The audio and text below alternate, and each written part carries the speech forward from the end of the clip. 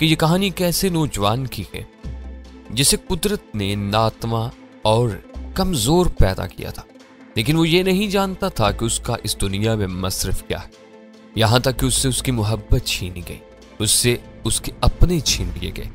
लेकिन जब कुदरत देने पे आती है तो इंसान को बहुत कुछ अता कर देती है। जहां कुदरत जज्बा देती है वहां पे ईमान भी देती है और ताकत भी अता करती।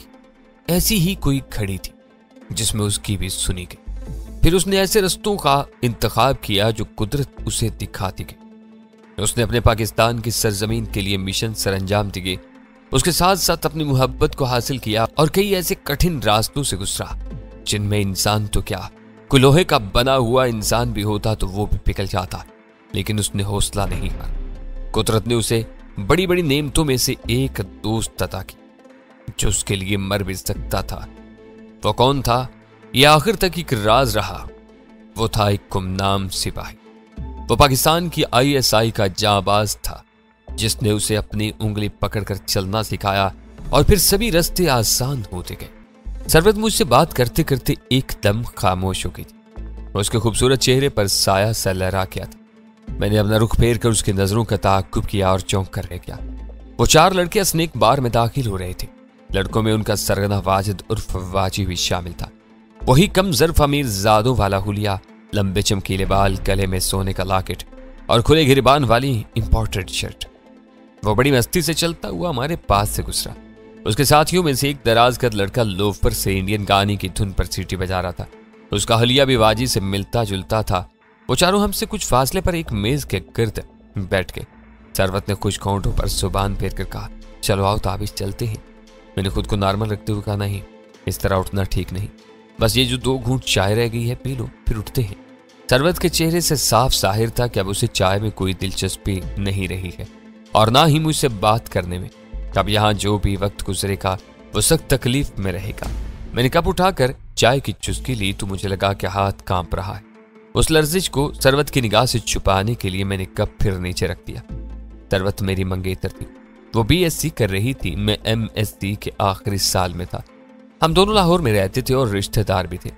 वाजिद नामी ये लड़का जो अभी अपनी टोली के साथ स्नेक बार में दाखिल हुआ, पिछले कई माह से सरवत के पीछे पड़ा हुआ था। वो उस बस स्टॉप के गिर चकराता रहता जहां से सरवत कॉलेज जाने के लिए सवार होती थी।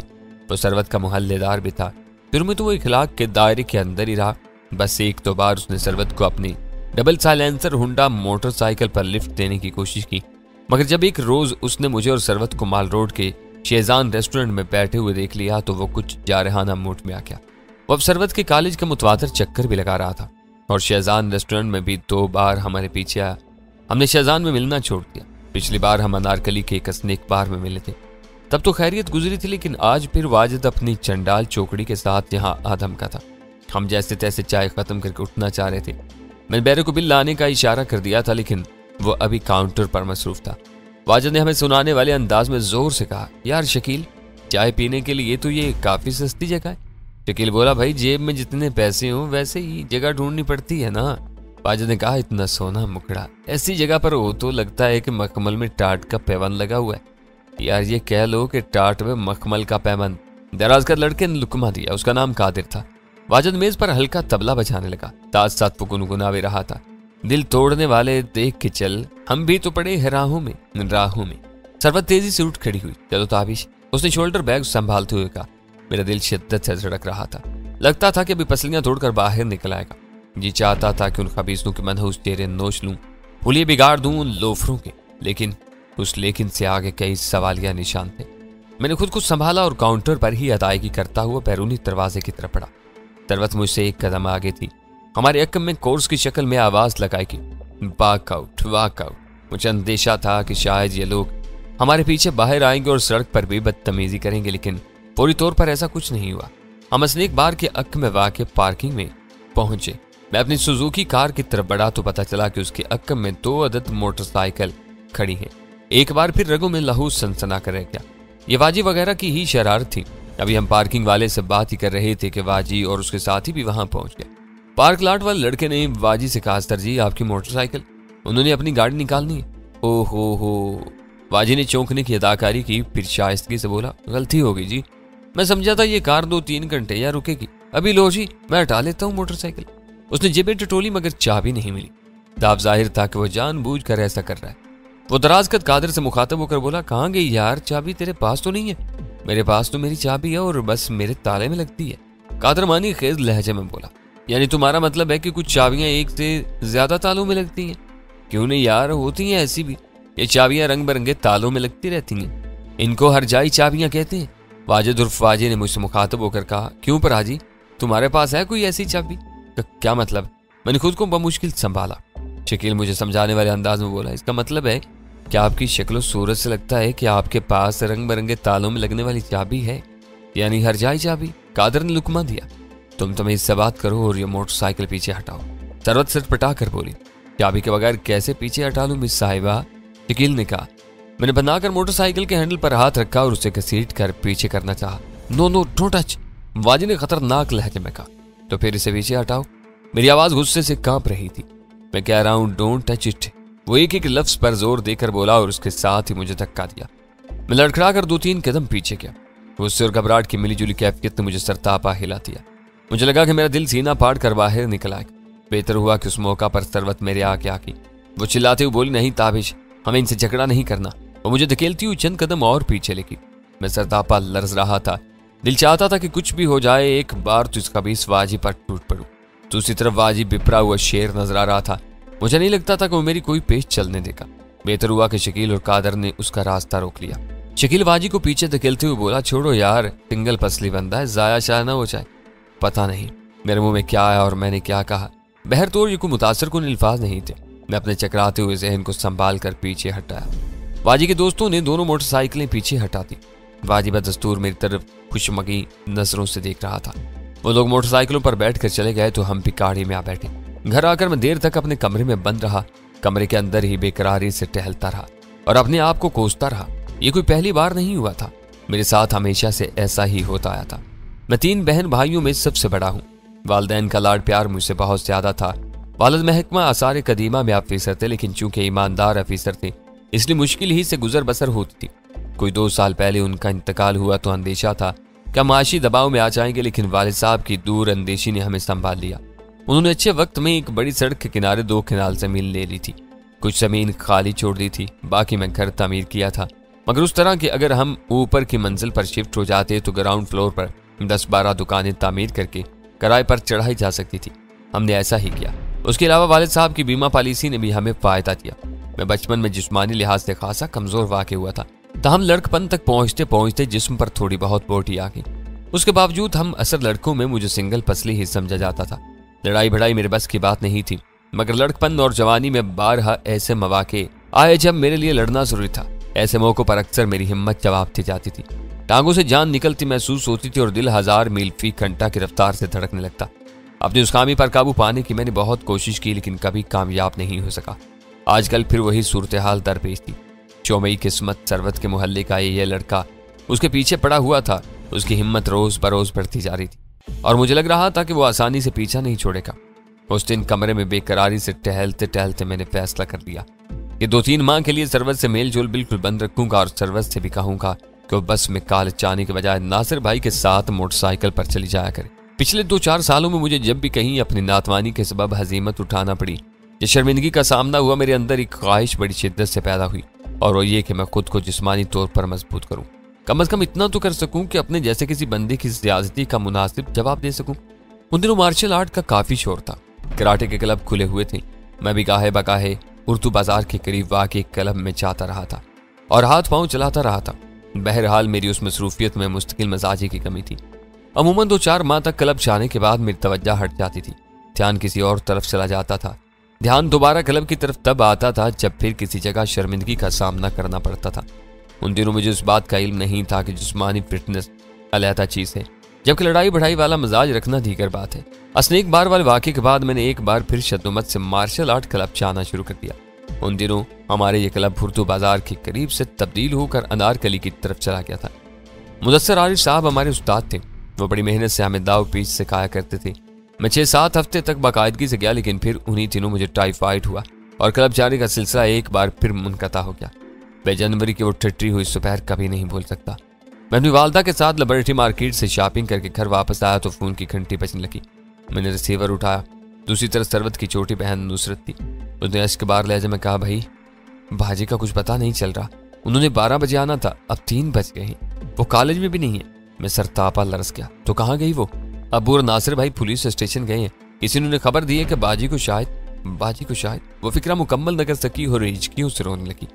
उसी दौरान में सरवत की फुप्पो ने रिसीवर थाम लिया। उन्होंने भी रोते हुए कहा, ताबिश बेटा जल्दी से थाने जाओ। पता चला कि घर के पास वाली सड़क से कुछ लोगों ने सरवत को जबरदस्ती गाड़ी में डाला है और लेके मेरी निगाहों के सामने जमीन आसमान घूमने लगे। रिसीवर फेंक कर मैं तेजी से गैराज की तरफ बढ़ा। अम्मी आवाजें ही देती रहेगी, क्या हुआ ताबिश? आकर बताता हूँ, मैंने कहा और लरसते हाथों से गाड़ी स्टार्ट करके सड़क पर आ गया। मेरे ध्यान सीधा वाजी और उसके यारों की तरफ जा रहा था। हालांकि चंद दिन पहले भी मैंने फोन पर सरवत से पूछा था। उसने बताया था कि आजकल वाजी नजर नहीं आ रहा। मुझे उस वक्त भी पूरी तसल्ली नहीं हुई थी।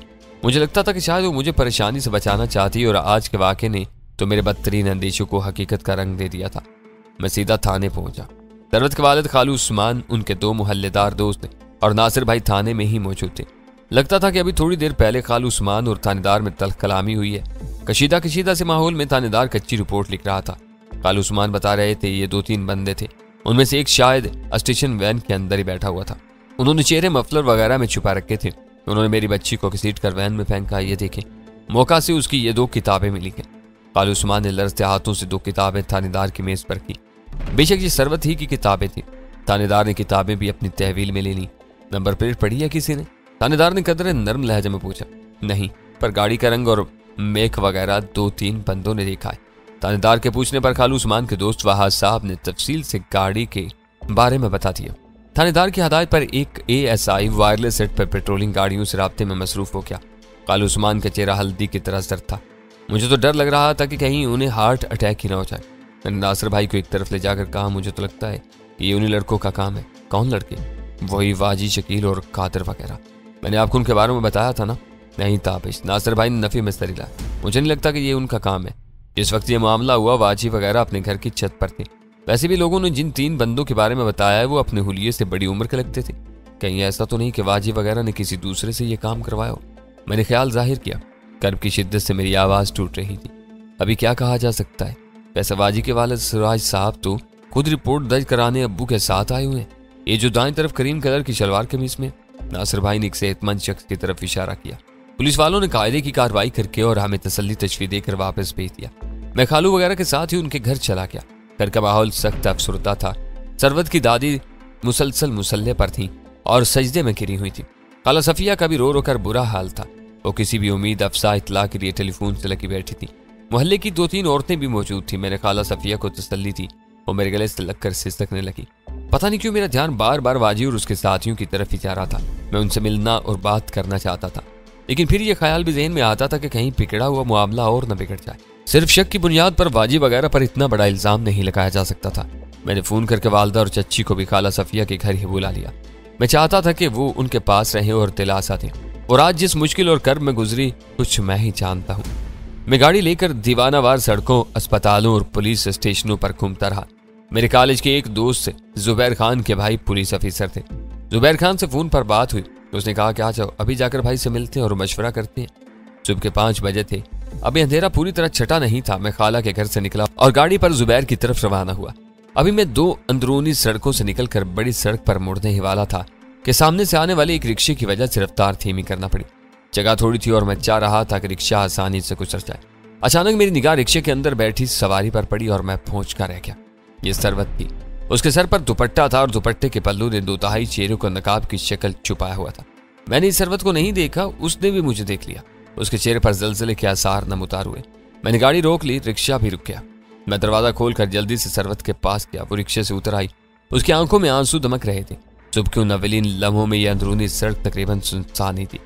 सरवत मेरे कंधे से चिमट गई और सिसकियों से रोने लगी। मैंने रिक्शे वाले को किराया देकर रुखसत किया और सरवत को लेकर गाड़ी में आ बैठा।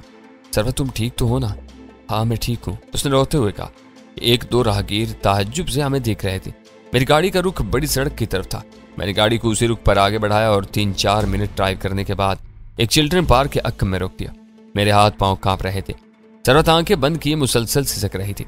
मैंने उसका कंधा थपथपाया और तसल्ली बख्श लहजे में कहा, सरवत तुम जिंदा सलामत हमारे पास हो, इससे बड़ी कोई बात नहीं है। बाकी सब कुछ बेमानी है। मुझे बस इतना बता दो वो कौन लोग थे जो तुम्हें ले गए थे। वो बददस्तूर रोती रही। उसने मेरे सवाल का कोई जवाब नहीं दिया। मैंने कहा चलो ठीक है, कुछ ना बताओ। अगर तुम्हारे ज़हन में बोझ पड़ता है तो खामोश रहो। मेरे लिए खुशी कम नहीं है कि मैं तुम्हें सही सालम अपने सामने देख रहा हूँ। काला खालू बहुत परेशान है तुम्हारे लिए। एक एक सेकंड उन पर भारी गुजर रहा है। चलो घर चलते हैं। मुझे लगा कि वो कुछ कहना चाह रही है। क्या बात है सरवत, जो कहना है बिला झिझक कहो। उसने आंसू पूछ ली और कदरे हौसले में नजर आने लगी। आंसुओं के चंद घूंट भरकर वो बोली, मुझे ले जाने वाले वाजी और उसके दोस्त थे। ये इंकिशाफ धमाका खेज था। लेकिन मेरा मतलब है सरवत, वो खुद तो मौका पर मौजूद नहीं थे। नासिर भाई ने बताया कि वो महकला करे क्या। हाँ, उन्होंने खुद कुछ नहीं किया, किसी से कराया। मुझे सब कुछ तफसील से बताओ सरवत, शुरू से बताओ क्या हुआ था। अगले 5-10 मिनट में सरवत ने अश्क बार लहजे में और रुक रुक कर मुझे जो कुछ बताया उसका खुलासा ये है। करीबन 8-10 रोज पहले सरवत के भाई नासिर को किसी काम से इस्लामाबाद जाना पड़ा था। उन दिनों 2-3 बार सरवत हस्बे साबिक बस में कॉलेज गई। एक दिन बस स्टॉप पर वाजी ने फिर सरवत से बदतमीजी की। उसने 2-3 शर्मनाक जुमले कसे, जिसके बाद सरवत भी तेज में आ गई। उसने उसे बुरी तरह डांटा, धमकाया और कहा कि तुम गंदी नस्ल से हो। उससे पहले कि लोग इकट्ठे हो जाते वाजी अपनी डबल साइलेंसर मोटरसाइकिल पर वहां से रफू चक्कर हो गया। बेहतर था कि सरवत उस वाक़े के बारे में घर वालों को या फिर मुझे बताती थी, लेकिन ये सब कुछ वो पी गई। उसने उम्मीद की शायद उस वाक़े के बाद वाजी को अकल आ जाएगी और वो उस मामले को मजीद खराब नहीं करेगा, मगर ये सब कुछ ख्याल खाम साबित हुआ। कल सुबह सरवत को फिर बस में कॉलेज जाना पड़ा। शायद वाजी और उसके साथी किसी ऐसे ही मौका की ताक में थे। जब वो दोपहर के वक्त कॉलेज से वापस आ रही थी, अचानक 2 हट्टे कट्टे अफराद ने उसे घसीट कर स्टेशन वैन में डाल दिया। उसके मुंह पर एक बदबूदार रुमाल रखा गया। सरवत कुछ देर के लिए होश व हवास से बिल्कुल बेगाना हो गई। जब होश आया तो शाम होने वाली थी। वो एक नामालूम कमरे में थी। उसके दोनों हाथ नायलून की रस्सी से पुश्त पर बंधे हुए थे। फर्श पर एक फोम पड़ा था और कोने में अलमारी रखी थी। सरवत का सर भारी हो रहा था और चीख मचला रहा था। उसने मदद के लिए पुकारना शुरू किया और बंद दरवाजे को ठोकरें मारी। थोड़ी देर बाद दरवाजा खुला और वाजी अंदर आ गया। उसने सरवत को धकेल कर फोम पर फेंका और चाकू निकाल कर उसे धमकाया। उसके साथ ही बोला कि वो जितना मर्जी चिल्ला ले, यहाँ दूर दूर तक उसकी आवाज सुनने वाला और कोई नहीं। सरवत के हाथ रस्सी की सख्त बंदिश से नीले हो रहे थे। वाजी ने चाकू की मदद से रस्सी काट दी। सरवत ने उसकी मिन्नत समाजत की, उससे माफी मांगी, उससे कहा कि वो उसे जाने थे। वाजी ने जवाब में कहा कि वो गंदी नस्ल का है और उसका थोड़ा बहुत सबूत दिए बगैर वो उसे यहाँ से जाने नहीं देगा। सरवत ने रोते हुए उसके सामने हाथ जोड़ दिए। वो बोला, मैं भी तो 1 साल से तुम्हारे आगे पीछे फिर रहा हूँ, तुम्हारी मिन्नत तरला कर रहा हूँ, लेकिन तुम टस से मस नहीं होती हो। जिसके साथ गुलछरे उड़ाती हो उसमें क्या सुरखाब के पर लगे हुए हैं जो हम में नहीं है। बाकी मैंने तुम्हें याद रखना नहीं है, छोड़ देना है, लेकिन छोड़ने से पहले थोड़ी सी सजा जरूर देनी है। उन बातों के दौरान में ही अचानक कहीं आसपास पुलिस गाड़ी का सायरन सुना दिया। वाजी के चेहरे पर रंग सा आकर गुजर गया। वो तेजी से बाहर निकला और निकलते हुए दरवाजे को बाहर से लॉक कर गया। ताहम वो सरवत के हाथ दोबारा नहीं बांध सका था। किसी साथ वाले कमरे से उसकी आवाज आई। वो अपने दोस्तों के साथ बात कर रहा था। फिर वो सारे अफरा तफरी में कहीं चले गए। सरवत मदद के लिए जोर जोर से चिल्लाती रही। उसे डर था कि कहीं पुलिस की गाड़ी उसे ढूंढे बगैर आगे न निकल जाए। वही हुआ जिसका अंदेशा था। सरवत की मदद के लिए कोई नहीं आया।